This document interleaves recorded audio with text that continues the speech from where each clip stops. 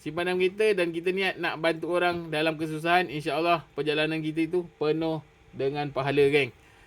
Kalau macam itu, korang wajib beli satu jumper ni yang menggunakan bateri kaki Makita macam ini.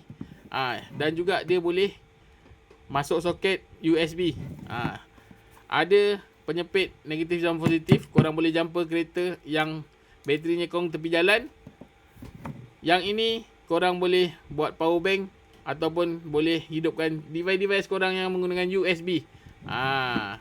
Bukan itu saja. Kalau korang ada wire lampu ataupun menggunakan wire saja, korang boleh cepit ini.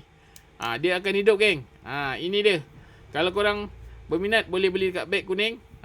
Sambil bawa, sambil korang niatkan untuk membantu orang lain dalam kesusahan, insya-Allah perjalanan korang tu dipenuhi dengan pahala, geng. Siapa nak kasih pahala free macam ni? Jadi korang beli jumper ni dekat beg kuning. Korang niatkan untuk membantu orang lain, letak dekat kenderaan korang dan insya-Allah dapat pahala. Okey, geng. Kalau berminat boleh beli sekarang, harga sangat murah, memang berbaloi.